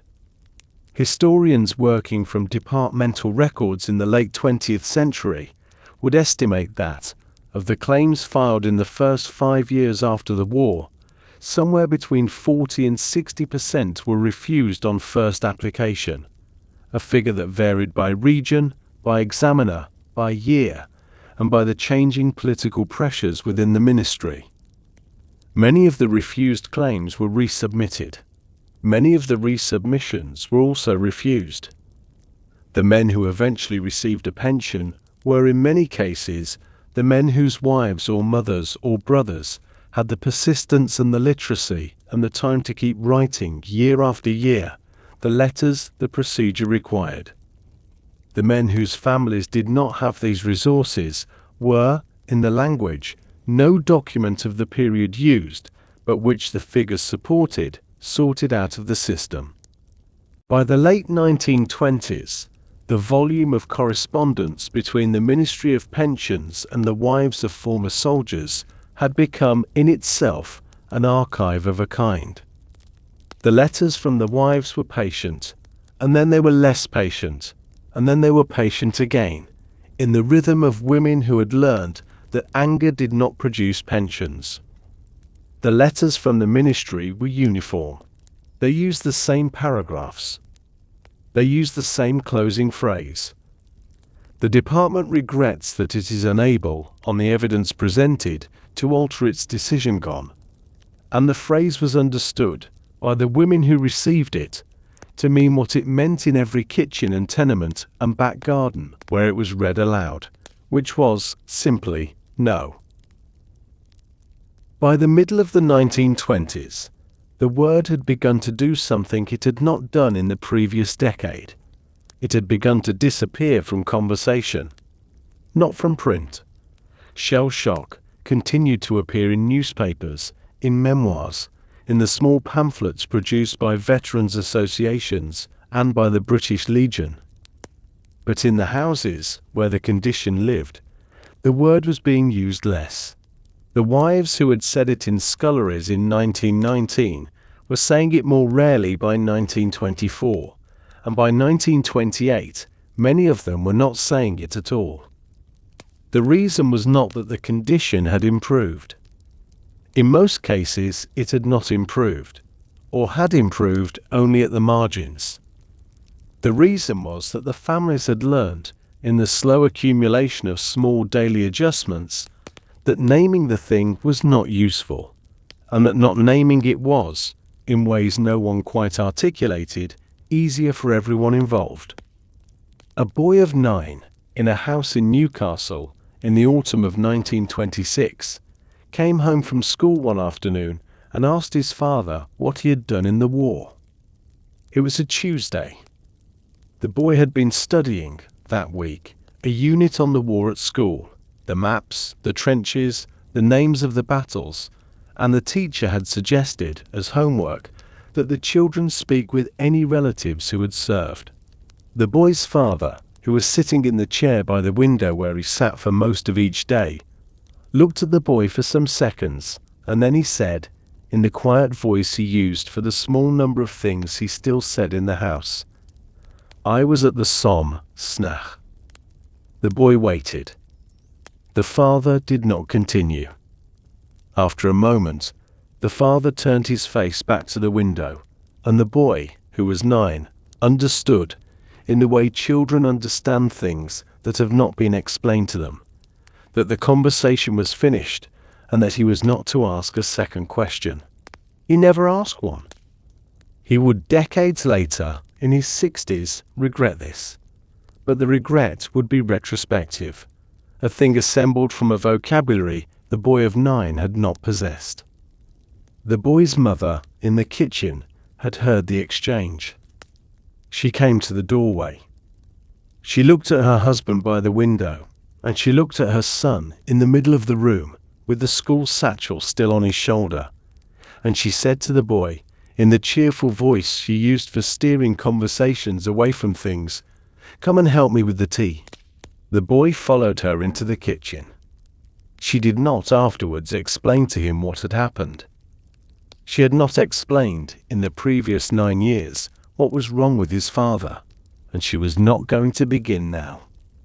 The condition his father had, which had a name, which she had used once or twice with her sister, but never with her son, had become in her household a thing that was managed by not being mentioned. The management worked. The management was what the household was now built on. This pattern, in households across Britain and across the territories of the former combatant nations, was repeated in tens of thousands of variations. Some children grew up never knowing that their fathers had been ill at all. The fathers were simply quiet, simply distant, simply men who did not like loud noises or crowded rooms or fireworks on the 5th of November. Some children were told, in late adolescence, by a mother or an aunt, a partial version of what had happened. Some children learnt only after the father's death, from documents found in a drawer, or from a remark made at the funeral by a man their father had served with. The word that had been used in sculleries in 1919 had become, by the late 1920s, a word kept for adult conversations in other rooms, and by the 1930s, in many households, it had stopped being used even there. The silence was not, in any individual case, a decision. No mother had sat down in 1923 or 1925 and decided that her son would never know what his father carried.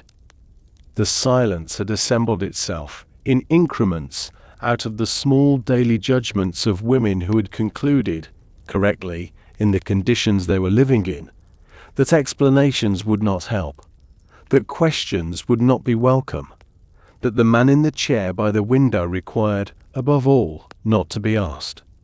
The judgments were domestic. They were intelligent. They were, in the aggregate, the means by which a generation of trauma was kept out of the historical record by the people who were living with it most closely. Late one evening in 1929, an elderly aunt of the boy from Newcastle, who had served as a VAD nurse in France in 1917, sat with her sister, the boy's mother, at the kitchen table after the boy and his father had both gone to bed. The aunt asked her sister, quietly, whether she had ever talked to the boy about what was wrong with his father. The sister said no. The aunt asked her if she intended to. The sister said, after a pause, that she did not think it would help. The aunt nodded. She did not press.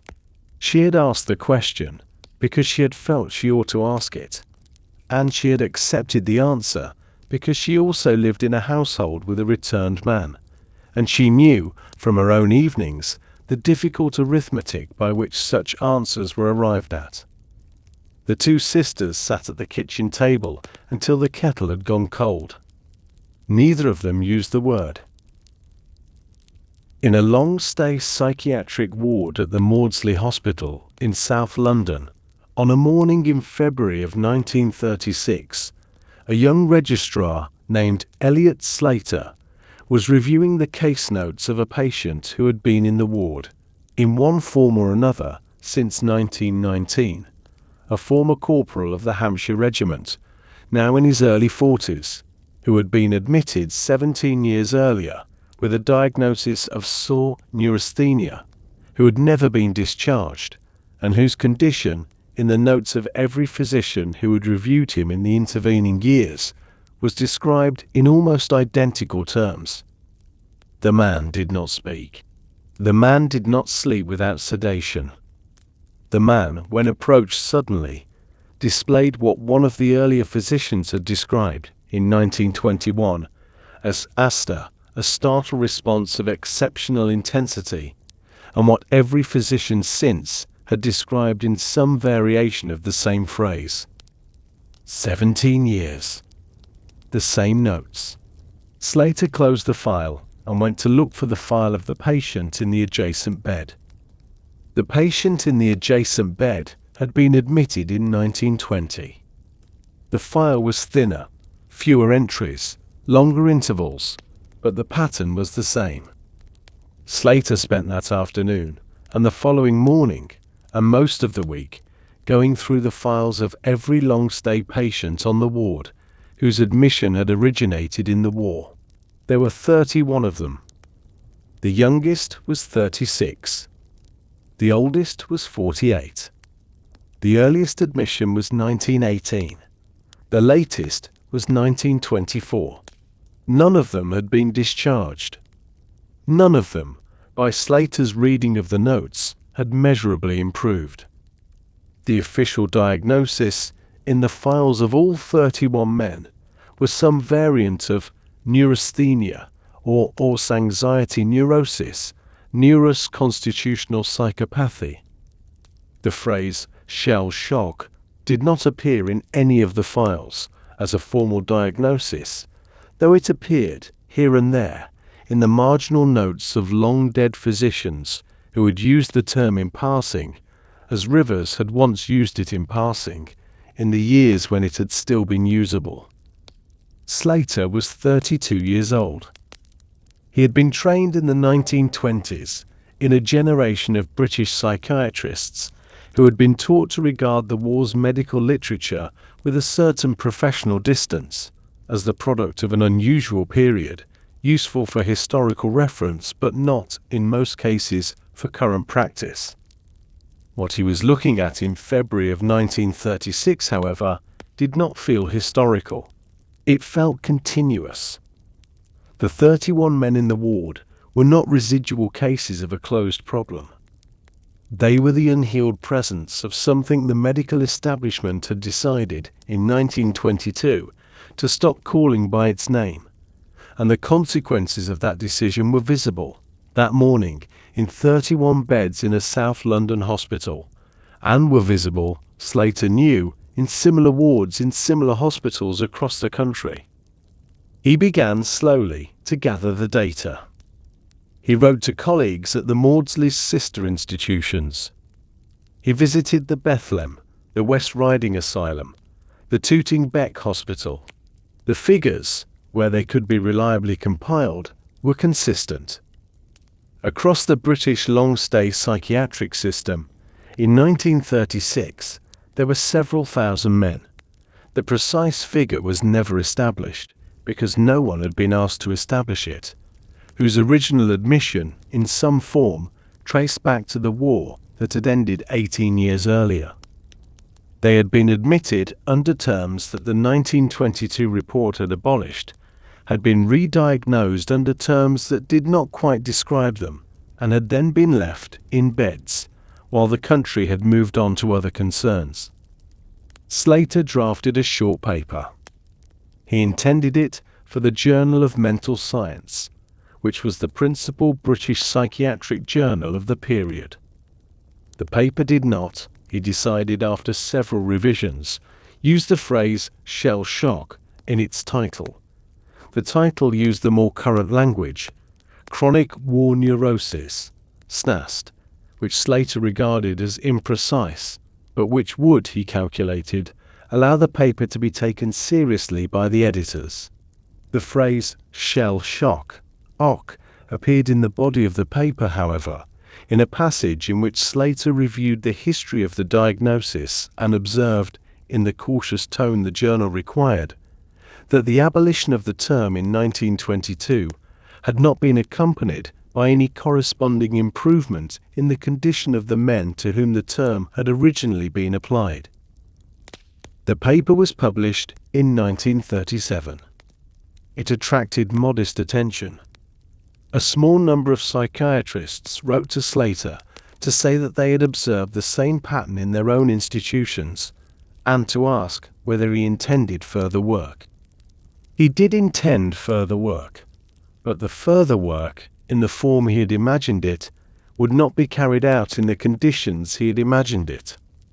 In September of 1938, the Munich crisis brought the country to within a week of mobilization. In March of 1939, the German army entered Prague. By the time Slater sat down, one evening in August of 1939, to begin writing the longer monograph he had planned, the recruitment offices in London were already preparing for the Second War, and the psychiatric establishment that had been slowly, in the late 1930s, beginning to acknowledge the unfinished business of the first, was about to be asked to address the same problem in a new cohort of men, under a new set of terms, with the older terms still unresolved. Slater closed his notebook. The monograph would have to wait. The next war was about to begin, and the next war, he understood, was going to bring its own version of the men in the 31 beds.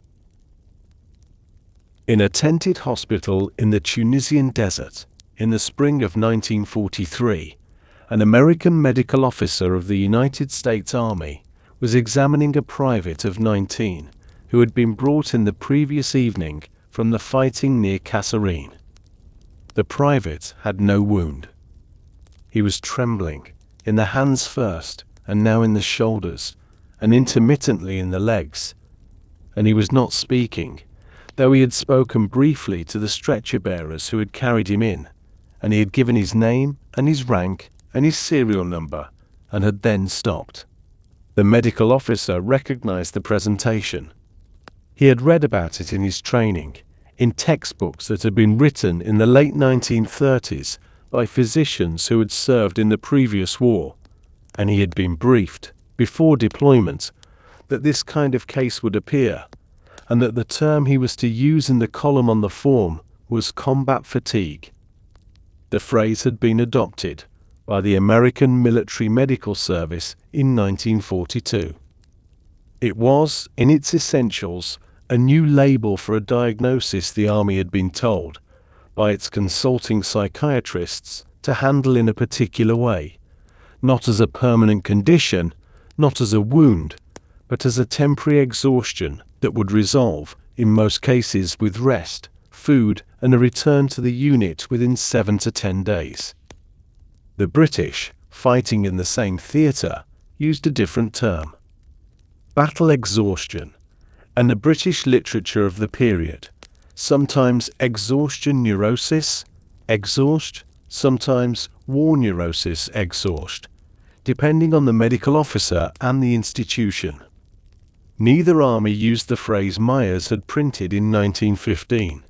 The phrase had been deliberately retired, in the planning documents drawn up before the war, on the explicit grounds that it had been a source associated with administrative difficulties in the previous conflict, and that a new term, with no historical baggage, would be more conducive to the management of cases in the field.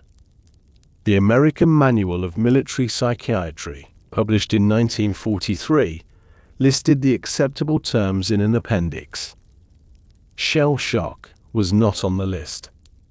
It had not been on the list since 1922, but the new manual made the absence explicit in a footnote, which referred the reader to the British Committee report of that year, and noted that the term had been superseded by more precise categories.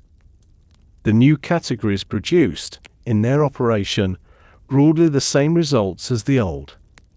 Men who would have been classified in 1916 as shell-shocked were classified in 1943 as suffering from combat fatigue.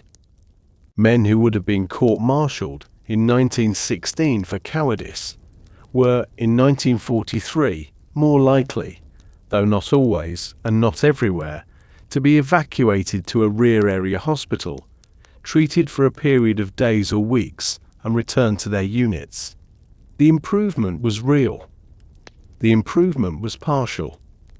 The improvement existed within a framework that still required, as the previous framework had required, that the men be returned to the source of their injury, and that the framework's success be measured by the rate at which the return was accomplished.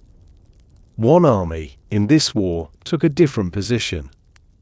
The German military psychiatric establishment, operating under doctrines that had been formalized in the manuals of the 1920s and reinforced by the political ideology of the regime since 1933, treated cases of psychological breakdown in soldiers as evidence of constitutional defect, and the treatment, for soldiers whose breakdown was determined to be irreversible, was not always evacuation to a hospital.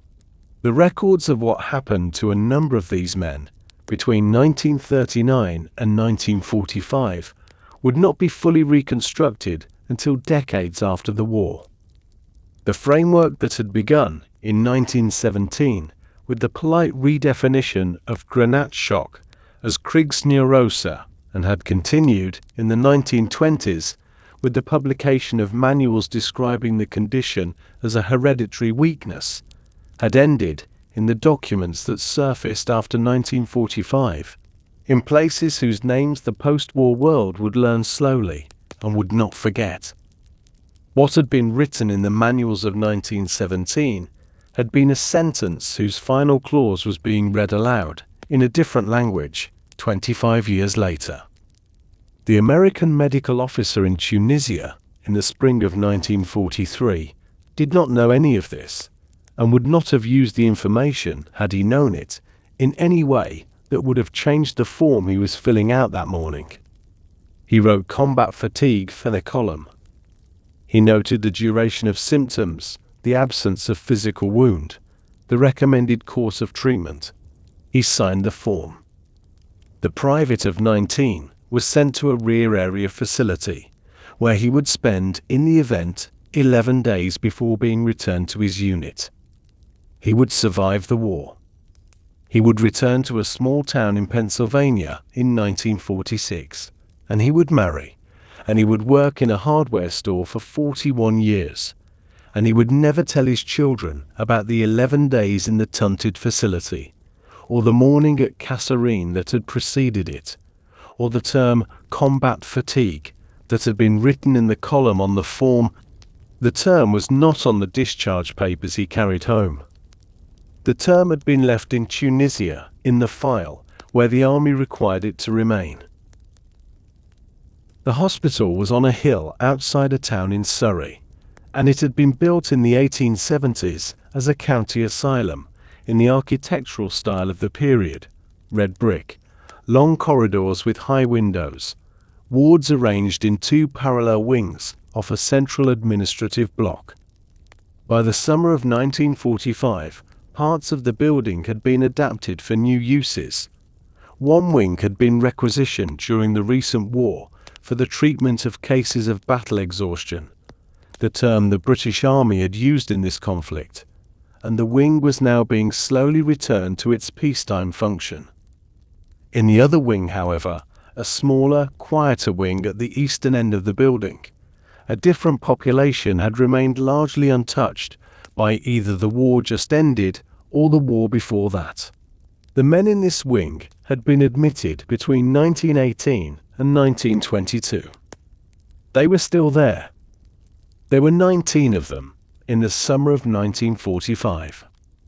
There had been more, 28 in 1939, 41 in 1928. But the figure had been declining, slowly, year by year, as the men reached the ends of their lives in a building they had not left in 2.5 decades. The cause of death, in most cases, was recorded as something other than the condition that had brought them in. Pneumonia, heart failure, the general decline of a body that had been kept in a single ward for a quarter of a century. The original diagnosis, on the admission paper of each man, was quis neurasthenia, the term that had been substituted in 1917 for the term the Army had decided to abolish. None of the admission papers used the older word. The older word had not been clinically acceptable in 1918, when most of these men had been admitted, and the absence had been preserved faithfully in every subsequent review of their cases. The ward had its rhythms. Breakfast at 7. The morning round at 8. Lunch at 12. The afternoon period in which the men were taken, in good weather, to a walled garden at the back of the wing, where they sat on benches for an hour, or walked slowly along the gravel paths, or stood looking at the wall. There was always, in any given afternoon, a man or two looking at the wall, in the way the men of these wards had been looking at walls since 1918. Tea at 4. Supper at 6. Lights out at 9. Though the night staff knew that several of the men did not sleep, regardless of when the lights went out, and that the trembling and the small involuntary noises and the occasional cries continued through the dark hours, as they had continued for 27 years. A nurse on the ward in August of 1945, a woman of 34, who had trained during the recent war and who had been transferred to this hospital in the spring, was completing the evening round of the Eastern Wing on a Tuesday at 8:30. She knew each of the 19 men by name, by face, by the particular small gestures and silences each of them produced.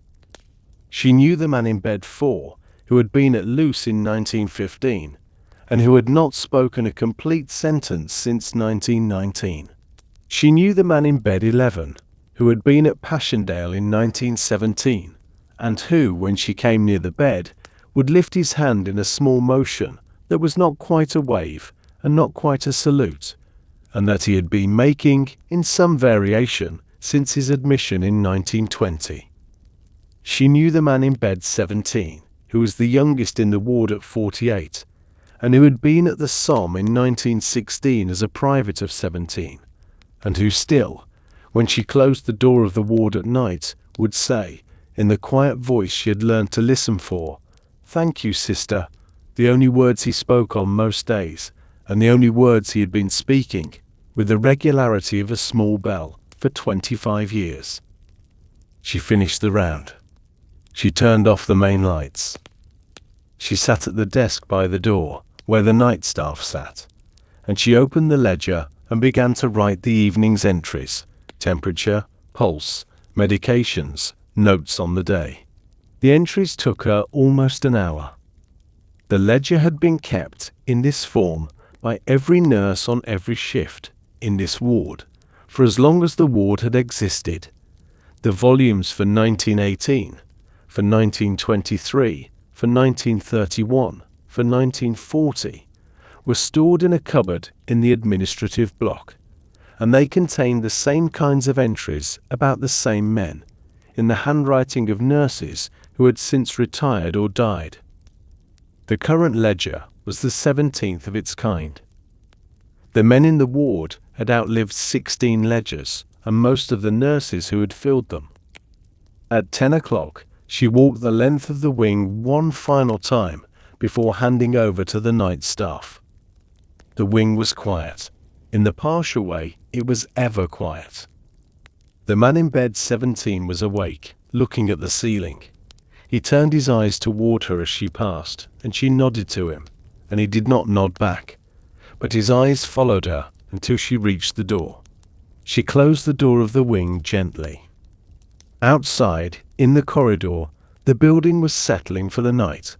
The sounds of a large old hospital, reducing themselves to the small distant sounds of plumbing, of doors, of the occasional voice from the administrative block.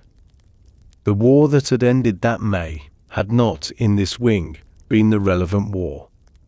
The relevant war had ended in November of 1918, and the men in the 19 beds were, in their persistent way, still inside it. The campaign for posthumous pardons began, in any organized form, in the late 1980s, though the demand had existed in smaller and quieter forms, since the families of the executed soldiers had first received the telegrams in 1916 and 1917, and had carried, through the intervening decades, a particular kind of grief that the official designation of executed for cowardice had not permitted them to express in any public way. The grandchildren of the executed men, by the late 20th century, were in their 50s and 60s. They had grown up in households where their grandfather's name had been spoken rarely, or in lowered voices, or, in many cases, not at all. They had inherited a silence whose origin they had only partially understood until they had begun, in adulthood, to read the records. The records by then had begun to be released. The names of the men executed by the British Army during the Great War had been kept, throughout most of the 20th century, under conditions of restricted access. The Ministry of Defence had inherited the files from the War Office in 1964, and had, for several decades thereafter, declined to release them on grounds that included national security, the protection of regimental reputations, and the personal privacy of the families involved, though the families involved had, in many cases, been campaigning for the release of precisely these records. The files were opened, in stages, during the 1990s. The 1992 release. The 1998 release. The full publication of the list, with 306 names and 306 briefcase summaries, in 2001. The summaries were, in many cases, only a few sentences long. The summaries described, in the language of the courts-martial that had condemned the men, the offences of which they had been found guilty, and did not describe, because the courts-martial had not described, the conditions under which the offences had been committed. By the early 2000s, the campaign for pardons had reached the British Parliament. The arguments were familiar to anyone who had followed the historiography of the previous 20 years. The medical understanding available at the time of the trials had been insufficient. The procedures of the field general courts-martial had not, by any modern standard, constituted fair process. The men had, in many cases, presented with symptoms that any competent military psychiatrist of 1943, let alone of 2003, would have recognized. The opposing arguments were also familiar. The standards of one era could not be retrospectively imposed on another. The men had been tried under the laws and procedures of their time, by their contemporaries, and the verdicts could not now be reopened without reopening, in principle, every verdict ever issued by every military court in every previous conflict. In November of 2006, the British government, under the Armed Forces Act of that year, issued a blanket pardon to 306 soldiers executed during the First World War for offences including cowardice, desertion, and disobedience. The pardon did not quash the convictions. The convictions were, the government noted, a matter of legal record. The pardon recognised, in formal terms, that the men had been suffering, in many cases, from the effects of trauma that the military justice of their time had not been equipped to recognize. Letters were sent, in the months that followed, to the surviving relatives of the executed men. The letters were on Ministry of Defense letterhead. They contained the name of the soldier, the date of his execution, the name of the regiment, and a paragraph explaining what the pardon was and what it was not. The phrase shell shock appeared in some of the letters. It had returned, after 84 years of official absence, to the official correspondence of the British state. The return was muted. The phrase was used, in the letters, as one term among several, and was not the term the ministry preferred. The preferred term was the more current post-traumatic stress, which the ministry had adopted in line with the medical literature of the previous 2 decades. But the older phrase appeared, in some letters, when the historical context required it. It appeared in a sentence which acknowledged that the soldier had, in all likelihood, been suffering from a condition known at the time as shell shock score. The phrase Myers had placed in quotation marks in February of 1915 had been printed, 91 years later, on government paper, in a letter to the granddaughter of a man who had been shot at dawn against a brick wall in the spring of 1916. The granddaughter was 63 years old. She had spent the previous 40 years, since her own mother had told her, in 1966, the truth about her grandfather's death, working, sometimes alone, sometimes with the small organizations that had formed around this question, to obtain exactly the letter she was now holding. She read it twice. She placed it on the kitchen table. She sat for some time, looking at the page, in a small terraced house in a town in the north of England, on a Tuesday afternoon in March of 2007. The letter did not bring her grandfather back. The letter did not undo what had been done in a yard behind a farm in France in May of 1916. The letter contained, however, a sentence she had wanted, for most of her adult life, to see written down somewhere by the authority that had ordered the original act. The sentence was there. It had taken 91 years to arrive. The phrase that Charles Myers had placed in quotation marks in February of 1915, in a back-page article in the Lancet, was no longer in clinical use by the second decade of the 21st century. The current term, in the medical literature of the major English-speaking countries, was post-traumatic stress disorder, codified in 1980, refined in successive editions of the diagnostic manuals, and supplemented, by the 2010s, by a related family of terms, including complex PTSD, toast moral injury, asta, and various subcategories that the literature continued to debate. The current terms were more precise than the term Myers had borrowed.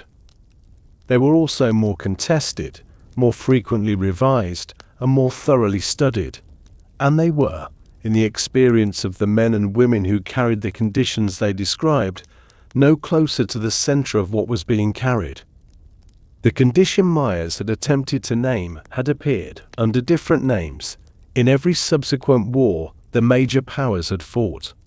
In Korea, in Vietnam, where the American medical literature produced, in the 1970s, the formal recognition that would eventually become PTSD, in the Falklands, in the Gulf, in the Balkans, in Afghanistan, in Iraq, in Syria, in conflicts the names of which were still being added to the list as the early 21st century continued. The terminology had evolved. The fact described by the terminology had not. Men and women who had been near things that human beings were not constituted to be near were continuing to return from those things changed, in ways that the language of each era attempted to describe and partially succeeded in describing and never entirely captured. What Myers had named had not been a wartime curiosity. It had been a permanent feature of organized violence, visible only when the violence became industrial enough to produce it at a scale that medicine could no longer ignore. The men of the Dawn Yards, in 1916 and 1917, had been the visible margin of something much larger. The men of the long-stay wards, who had lived their adult lives in the institutions of southern England, had been another margin. The fathers in the chairs by the window, who had not spoken about France to their children, had been the largest margin, the one that had never been counted, because counting had not been the way the silence had operated. And beyond them, in countries the British medical literature had paid less attention to, in armies whose archives had been less open, in conflicts whose participants had not been the subject of parliamentary apologies, there had been further margins still, and there continued to be, in the early decades of the 21st century. In conflicts, the historical record was still in the process of assembling. If you have stayed with this story to its end, the archive thanks you for the listening and would welcome your suggestions in the comments for what should be looked at next. There are histories of cities that do not yet exist as histories. There are silences in other archives, in other languages, that have been kept by other kinds of administrative care, and that may, one day, be worth approaching with the same patience. The archive will continue, in its own quiet way, as it has continued. What you bring to it shapes what it becomes. The medical officer at the clearing station near Ypres, in October of 1914, did not know that he was at the beginning of anything. He was a country doctor in his 30s, working through a long night in a tent, in front of a ledger with a column he could not fill. The man on the table that night went on, in the days that followed, to a base hospital on the coast, and from there to a hospital in southern England, and from there, in the spring of 1915, to a discharge that the records did not preserve in any detail. His name appears briefly in the admission register of the clearing station, a name, a regiment, a date, and then he leaves the official record. He may have lived a long life. He may have lived a short one. What he carried away from the tent on the morning of his evacuation was not recorded by anyone, because there had been no word for it yet, and the column had been left empty, and the empty column had travelled with him into a world that was, in October of 1914, only just beginning to discover that it would need a word. The word would arrive in February. It would spread, it would be abolished, it would be replaced, it would return, it would be replaced again. None of the replacements would describe, with full sufficiency, what the empty column on the medical officer's ledger had been trying to describe. The empty column would remain in the archive where the clerk had transcribed it faithfully, including the 4 crossed-out attempts and the blank line beneath them. The blank line is still there. The page has not been written on. What was supposed to go in the column, what the man on the table had brought into the tent with him, and what he carried back out at 6:30 on a grey morning in 1914, is still, in some part, waiting for a name. This has been The Quiet Archive. History told with space to breathe.